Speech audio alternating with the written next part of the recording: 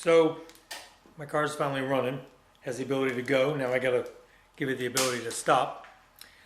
And started bleeding the brakes and whatnot, and really had to finally deal with my emergency brake. I was gonna do potentially a pedal type brake under the dash like the late 60s Mustangs had, just because I wasn't sure that I'd be able to get the normal Mustang brake, the normal early 60s Mustang brake, which is effectively this. Mounts under the dash, has a handle and a ratcheted mechanism in it. So pull the brake, release the brake. And mine's in good shape. I cleaned it up and painted it and decided I do have room for it. I might have to move a vent from the aftermarket air. I did the classic auto air, but I think it's still worth it. It's better than trying to figure out something else. So one problem I do have is the rear e-brake cable. This is a new one. This is what would have gone in the 65 Mustang. It's just not going to work. My rear brakes are from Ford Racing, and the place where the cable mounts on the brake is a little bit different, but certainly not really set up for this type of cable end.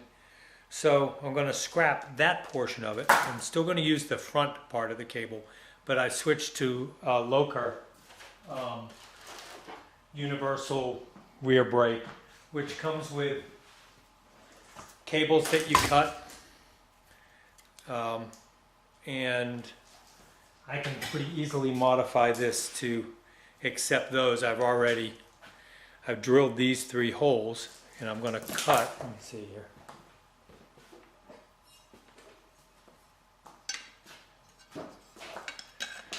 I'm going to cut this steel plate and plug weld it in right there. So I'll cut all this excess off, and then I'll be able to put the correct hole for this cable end and lock nut, and that'll sit in there perfectly. It'll support it the way the Ford Racing brakes were designed for it to be supported, and they're long enough. I think these things are 8 feet long, so I'll be able to run both of them up to close enough to where the front brake cable will be able to tie to them. I'll be able to make everything else work. So in the process of doing this, I decided my rotors just needed a little bit of help. This is the Ford Racing rotor. There's not much to it. It's a vented rotor. But other than that, it's relatively boring. And I decided to go ahead and drill it, which may or may not be a mistake. I guess we'll find out. But from what I read, the drilled and vented rotors stay cooler than just vented. So in my case, I happen to have access to CAD, so I drew this in CAD, and I really could have drawn it by hand. This is not a huge deal. I just drew these 2 concentric circles and took some measurements on these races right here, and kind of mapped it all out. And in the end, I ended up with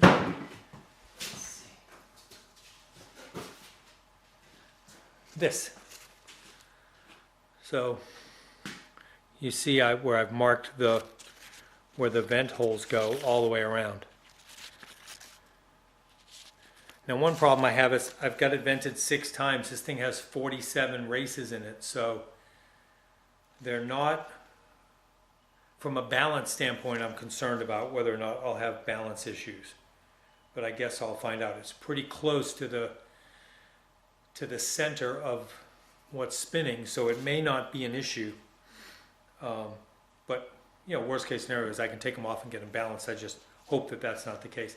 But anyway, I just taped this on the rotor and punched through each one of the locations all the way around and made a mark in the rotor. Then I drilled them out, and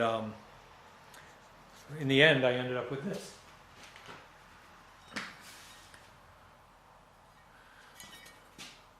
So both sides, and then I just cleaned it up, just sanded some of the surface rust off of it for no particular reason, just got tired of looking at it. I know first time I step on the brakes, all that'll go away. But I think now I have a little bit better rotor than what I had before. These are not expensive rotors, so it's really not a huge deal one way or the other. But I just thought since I was in brake mode and taking the calipers off, I might as well do a little something to the rotors. So I'm going to move the camera and show you how I did all this and see how it goes. All right, I got my template on there, and this time the template's on upside down because I'm making this rotor is going to be a mirror to the other rotor. So this one, the one I've already shown you, this would be how you would see it if it were on the passenger side rear of the car, and this were the front of the car. So you want those holes going that way. Generally, that's the case. What's really critical is if the air chases that go through here are also curved, then you certainly want the curve to be this way if that's the direction of forward travel. In my case, the center of every one of these goes right through the center of the hub. So it's not terribly high-tech from a venting standpoint, but I just chose this direction because most people say you should install it like that. So the other one will be done the opposite direction. So I put it on here. I can see my old marks. I verified that each one of these holes is in the center of the air race, so should be pretty good.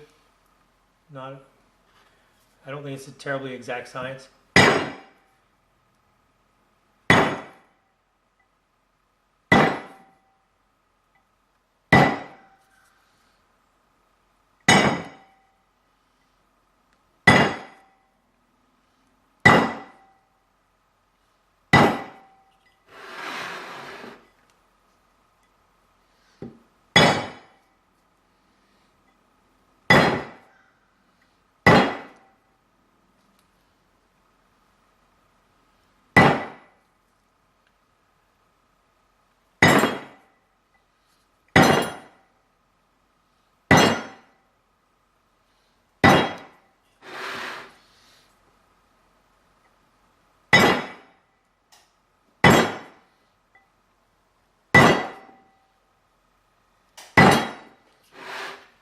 Last one.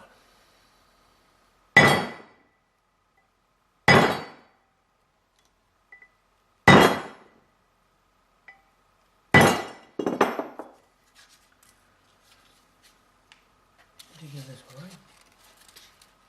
Okay, got them all. So I'm going to take off my little template. It is now trash, I hope. And there we go. It's hard to see, but I have these little divots everywhere. In fact, I might sand this just to make it a little easier to see while I'm drilling it.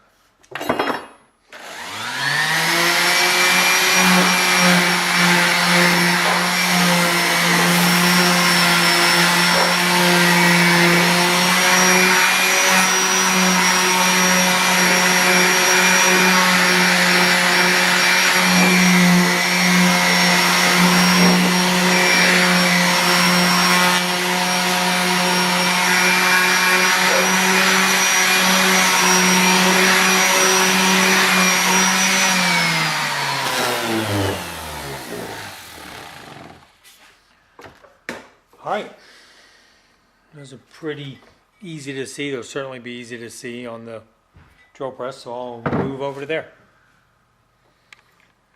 So we're on the drill press now. It's really just sitting there. I keep this magnet to clean the drill bit, you'll see in a minute. And I just put this on here because it gives me a way to put a little pressure on this to keep it from wobbling. And the drill bit does a pretty good job of finding the center of that little mark that I made. So I feel for that first. Perfect right there.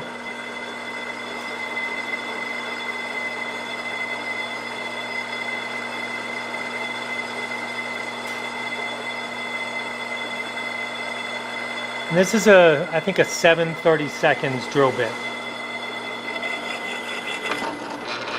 which is just the one that I happen to grab. 1/4 inch seemed a tiny bit too big. 3/16 seemed a tiny bit too small, and this one just happened to be in my box, so there you go.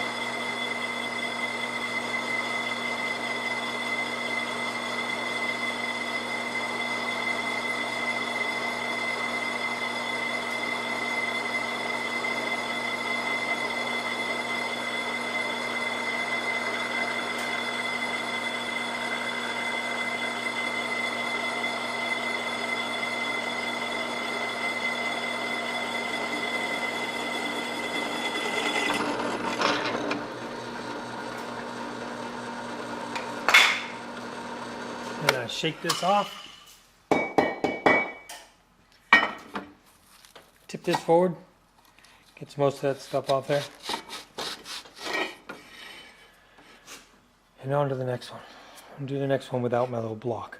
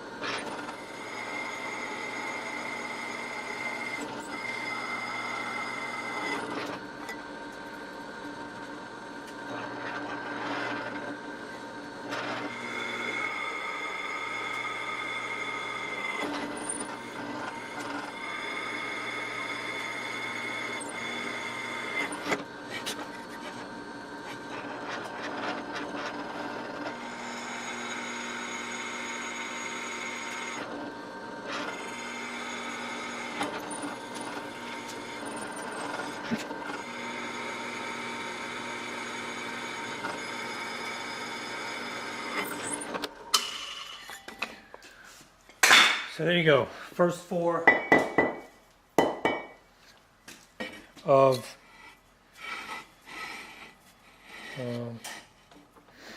the group. So I'll do that 6 times, 5 more times, and I could clamp it all down to the table to prevent that wobbling when it's going through the second hole, but I just don't think it's making enough of a difference to justify the time of setting up and taking down the clamp each time. So I'm perfectly happy with the way it's working out. And we'll see if they're grossly out of balance, then I guess I'd be wrong. Anyway, I'll keep going.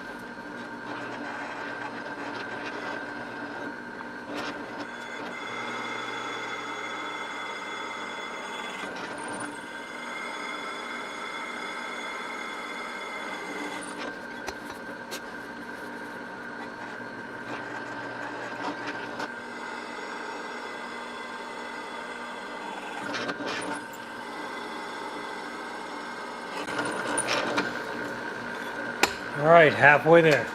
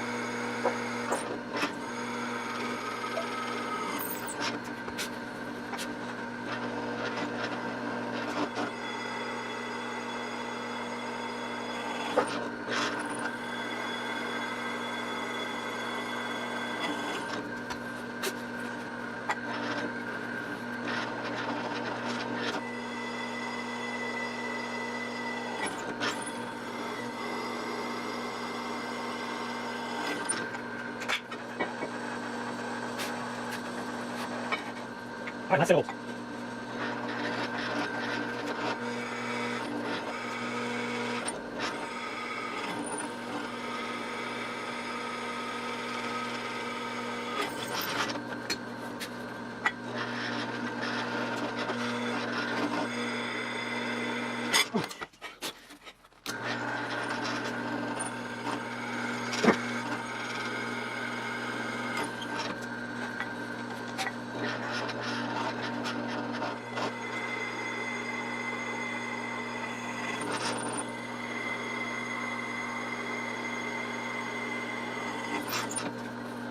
That's all.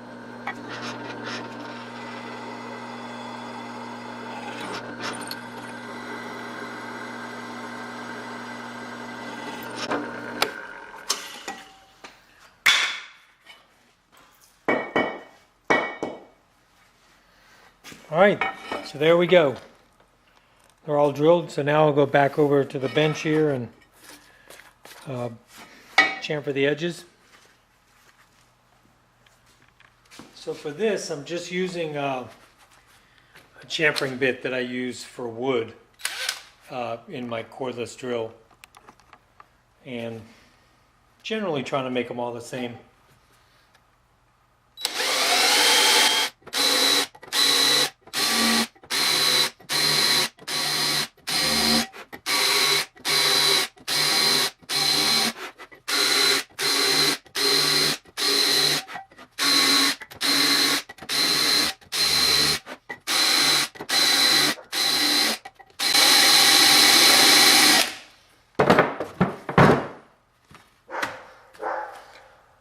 One side, and